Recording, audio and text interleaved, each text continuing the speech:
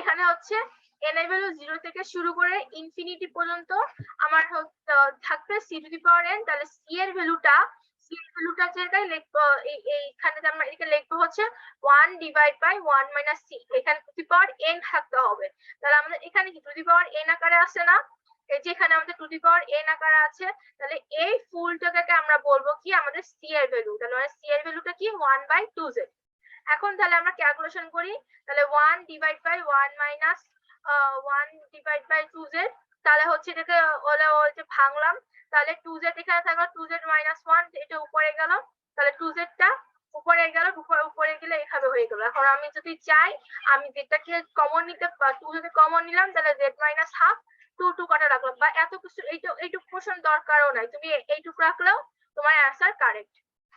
আচ্ছা, এখন যেহেতু বলতেছি কি আমাদের ROC টাও বের করতে হবে, তাহলে ROC এর জন্য আমার c এর ভ্যালু দেখেছি কি 1/2z। তাহলে আমাদের c এর জায়গাতে আমরা লিখবো কি মডুলাস। প্রথমে মডুলাসের মধ্যে 1/2z লিখলাম। লেখার পরে 0 থেকে শুরু করে 1/2z less than or equal 1। এখানে লেস দ্যান অর ইকুয়াল হবে। তাহলে আমরা লেস দ্যান অর ইকুয়াল হয় না, না লেস দ্যান থাকে, লেস দ্যান মনে হয় থাকে। তাহলে 1।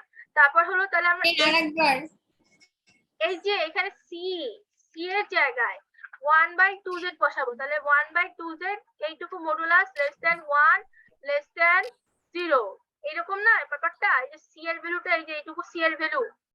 তাহলে আমরা তারপর কি করব, আমরা এইটুকু জিনিসটাও বাদ দিয়ে দিব। এইটুকু জিনিসটাকে আমি বাদ দিয়ে দিব, এইটুকু জিনিসটাকে। তাহলে দিয়ে দিলে থাকবে কি 1/2z লেস দ্যান 1 থাকছে, ঠিক আছে। তাহলে এখন এই উপরের 1 কে মডুলাস করলে কি আসে, 1ই তো আসে, তাই না। তাহলে আমরা এখানে লিখতে পারি কি 1/2z কে আমরা মডুলাস করলাম, তাহলে আমাদের লেস দ্যান 1 আসতেছে। তাহলে এখন যদি আমরা এটাকে উল্টাই দেই, মানে হলো এইটা আর এটার পজিশন চেঞ্জ করি, তাহলে আমাদের কি থাকবে, আমাদের দেখো এটার পজিশন চেঞ্জ করলাম, তাহলে হচ্ছে আমাদের এই 1টা এটার জায়গায় আসবে আর এইটুকুটা ওখানে যাবে। তাহলে আমার এখানে 1/1 less than modulus of 2z। ব্যাপারটা কি বুঝছো? এটা দিয়ে দেখাই মডুলাসের এইটুকু পার্টটা আশা করি ক্লিয়ার হচ্ছে যে আমার 1/মডুলাস অফ 2z লেস দ্যান 1 লিখলাম। এখন আমরা চাইলে আমরা এটাকে দুই ভাবে করতে পারি। আমরা হয় এই দুটো পজিশন চেঞ্জ করতে পারি, অথবা আমরা এইটাকে উল্টাই দিতে পারি। যদি আমরা নিচেরটাকে উপরে উল্টাই দেই তাহলে আমাদের সাইনটাও চেঞ্জ হয়ে যাবে। আমরা এটা করতে পারি, অথবা আমরা কি করতে পারি 1/মডুলাস অফ 2z, হ্যাঁ এখানে আমরা লেস দ্যান 1 দেওয়া আছে, আমরা চাইলে এটাকে পজিশন চেঞ্জ করে দিলাম। তাহলে 1 divide by 1 less than modulus of 2z। Okay, তাহলে 1 ডিভাইড বাই 1 মানে কত, 1ই থাকলো না, না। তাহলে 1 less than modulus of 2z। তাহলে এখন দেখো এই যে 2, এই 2 কি 2 আমাদের একটা কনস্ট্যান্ট, তার মানে 2 কে মডুলাস করলে তো 2ই থাকবে। তাহলে আমরা 1 লেস দ্যান 2 বাইরে আনলাম, মডুলাস অফ z রাখলাম। তাহলে দেখো এবার আমরা এই 2টাকে 1 এর পাশে নিচে দিতে পারি না, তার মানে half less than modulus of z। অথবা আমরা এটাকে বলতে পারি modulus of z greater than half. তার মানে আমাদের রেডিয়াসের ভ্যালুটা হাফের থেকে বেশি হতে হবে। মানে আমাদের ফিগার যখন আঁকাবো আমরা এখানে বাইরের গুলো হবে আমাদের, আর এখানে আমরা লিখবো হচ্ছে হাফ।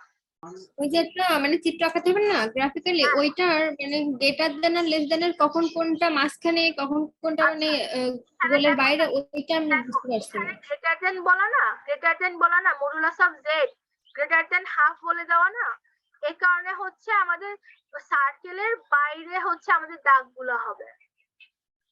যদি বলতো এখানে modulus of z less than, তখন হচ্ছে এই সার্কেলের ভিতরে দাগ হতো, তখন হচ্ছে সার্কেলের ভিতরে দাগ হইতো, বাইরে দাগ হইতো না। আমাদের কাছে আছে হলো মডুলাস অফ 1/2 লেস দেন 1। তাহলে আমরা এখানেতে একবারে লিখতে পারি 1/2 modulus of z less than 1, কারণ 1 আমাদের কনস্ট্যান্ট, 2 আমাদের কনস্ট্যান্ট, এই পাশের 1 আমাদের কিছু করার নাই। তাহলে এখন আমরা মডুলাস অফ z আর এইটা পজিশন চেঞ্জ করলাম। তাহলে 1/2 গুণ 1 less than modulus of z। তার মানে আমরা এটাকে বলতে পারি modulus of Z greater than half. তাহলে আমাদের বলছে কি আমাদের জেড প্লেনের হবে কোথা দিয়ে, জেড প্লেনেরটা হবে হচ্ছে যখন আমাদের আর এর ভ্যালু 0.5 এর বেশি হবে, তার মানে তখন আমরা কি করব, আমরা সার্কেল আঁকাবো, সার্কেল আঁকালাম, আমাদের রেডিয়াসের ভ্যালু হচ্ছে হাফ, আর আমাদের জেড এর ভ্যালুটা বলছে কি বাইরে না, মডুলাসের বাইরে, এই যে মডুলাসটা কি গ্রেটার দেন বলে দেওয়া, এর কারণে হচ্ছে আমরা বাইরের দাগগুলো দিব।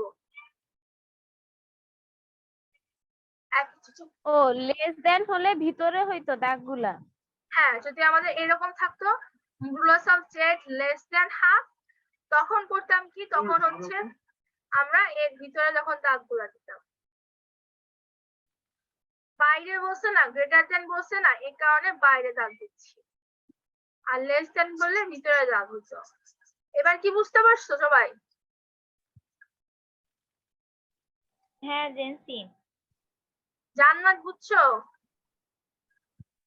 নাকি আবার বলবো? হ্যাঁ বুঝতে পারছি। ওকে, নিশি। দুইটার জন্য দুইটা আলাদা আরসি বের করতে হবে তাই তো, করার পরে হ্যাঁ। তারপরে দুইটাকে একসাথে কাউন্ট দেখো। করতে হবে। হ্যাঁ দেখো, এখানে বলছে যে modulus of Z less than Z এর ভ্যালু 0.3 থেকে বড় হতে হবে। দেখো, মডুলাস অফ জেড এর ভ্যালু 0.3 থেকে বড় হতে হবে, ঠিক আছে? এই কারণে এই 0.3, এইটুকু তো 0.3 বাইরে নিছে, আর মডুলাস অফ জেড এর ভ্যালু 0.8 এর থেকে নিচ কম হতে হবে, এই কারণে যে 0.8 এর ভিতরে এইটুকু নিচ্ছে। মডুলাস অফ জেড এর ভ্যালু 0.3, ব্যাপারটা হচ্ছে এরকম না, 0.3 less than modulus of Z less than or equal 0.8, তার মানে কি এই মডুলাস অফ জেড এর ভ্যালু এই দুইটার মাঝখানে দাঁড়াচ্ছে না, তার কারণে হচ্ছে এখানে দাগ দাগ দিয়েছে। ফর্মুলেশন মানে হচ্ছে এখানে তোমার ওই যে এইভাবেই করতে হবে, যে 1 2 3 4 লিখবা, আর এই পাশে যে বলছিল 2 5 7 8, এরপর হচ্ছে এইভাবে গুণ গুণ করে ওই যেভাবে ভাগ ভাগ করে নিয়ে তোমার যে অ্যান্সারটা আসে ওইটা। আচ্ছা তাহলে উল্টানোর প্রশ্ন, ঠিক আছে? এটাতে উল্টানোর প্রশ্ন না, ডিরেক্ট কিভাবে আছে ওভাবে বসাতে হবে।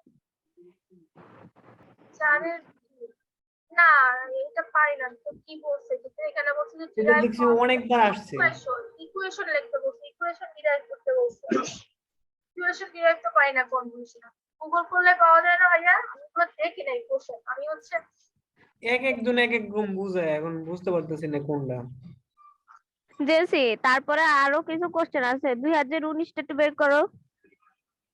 এই প্রিভিয়াস ইয়ারের কোশ্চেনের সাথে এই টিচার আসলে তোমার ওরকম কোশ্চেন করবে না, দেখো। প্রিভিয়াস ইয়ারের কোশ্চেনের ইয়ার জন্য না, আমি খালি হচ্ছে ম্যাথ গুলো দেখার জন্য বলতেছি।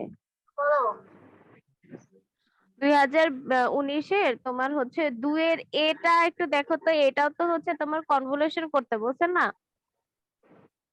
এটা হচ্ছে প্লট করতে বলছে, গ্রাফ আঁকাতে বলছে, মানে ওই যে তুমি যে ম্যাথটা কনভলিউশনের একটা ম্যাথ দেখাইলে না, হ্যামিং উইন্ডো, ট্রায়াঙ্গুলার উইন্ডো। তো রেক্টেঙ্গুলারটা আমি একটু বুঝাই বলি। রেক্টেঙ্গুলারটা মানে হলো আমাদের এখানটাতে ওই যে আমরা যে ডিএফটি বসাই না, এটা দেখো ডিএফটি ইকুয়েশন, এই যে এখানে কিন্তু এটা পুরো ডিএফটি ইকুয়েশন, ভাবনার কিছু নাই, এটুকু পুরো ডিএফটি ইকুয়েশন। শুধুমাত্র আমাদের যখন রেক্টেঙ্গুলার উইন্ডো করা থাকবে তখন কি করতে হয়, এখানে ডাব্লিউ অফ এন নামে একটা ভ্যালু অ্যাড করতে হয়, ডাব্লিউ অফ এনটা আমরা সেখানে গুণ করে দিব, আর এখানে ডাব্লিউ লিখবো, ঠিক আছে? তো এখানে বলছে রেক্টেঙ্গুলার, যেহেতু রেক্টেঙ্গুলার উইন্ডোর জন্য আমাদের কন্ডিশন হচ্ছে ডাব্লিউ অফ এন এর ভ্যালু ইকুয়াল টু 1 হবে যখন আমাদের n গ্রেটার দ্যান ইকুয়াল 0। এই জাস্ট এটা বলে হচ্ছে উইন্ডো মেথডের চারটা নিয়ম, একটা হচ্ছে রেক্টেঙ্গুলার উইন্ডো, হ্যামিং উইন্ডো আর ট্রায়াঙ্গুলার উইন্ডো। তো রেক্টেঙ্গুলার উইন্ডোতে বলা হচ্ছে মানে আমাদের যে ইকুয়েশন থাকবে ওই একই জিনিসই থাকবে, মানে আমাদের ডিএফটির যে ইকুয়েশন, ডিএফটির ইকুয়েশনের মধ্যে থাকবে, জাস্ট হলো ডাব্লিউ অফ আর এর ভ্যালুটা চেঞ্জ হবে। তো ডাব্লিউ অফ আর এর ভ্যালু 1 কখন হবে, যখন আমাদের n এর value less than or equal n-1 আর 0 হবে আদারওয়াইজ, মানে এরকম হবে, একটা স্ট্রেইট লাইনের মতো হবে, এটা রেক্টেঙ্গুলার উইন্ডো। হ্যামিং উইন্ডোতে বলা হচ্ছে এটা হচ্ছে এটার জন্য ফর্মুলাটা মুখস্থ করতে হবে 0.54 plus 0.46 cos 2 pi by n n minus 1 আর এটার জন্য আমার ফিগারটা হচ্ছে এরকম হবে যে এই আসবে আর এইভাবে আর কি আঁকাতে হবে এটা হচ্ছে স্যাম্পলিং এর জন্য একটা ফর্ম ফিগার আর হ্যানিং উইন্ডোটা হলো হ্যানিং উইন্ডোটার জন্য এটা formula 0.5 minus 0.5 cos 2 pi by n minus 1 দিয়ে ফর্মুলা আর এটার জন্য এটা হচ্ছে ফিগার পরীক্ষা আসলে শুধুমাত্র এটা জিজ্ঞেস করবে what do you mean by hanning window তখন লিখতে হবে যে হ্যানিং উইন্ডো মিন্স যে H W of H N সমান সমান এটা তারপর হচ্ছে এইটা গ্রাফ আর এটা গ্রাফ এটাকে বলা হয় যে কি টাইম ডোমেইন আর এটা হচ্ছে ফ্রিকোয়েন্সি ডোমেইন মোস্ট প্রবাবলি এটা দিতে হবে আর ট্রায়াঙ্গুলারের জন্য এই ফর্মুলা দিয়ে এইভাবে লিখতে হবে শেষ মানে এটা খালি মুখস্থ করে যাইতে হবে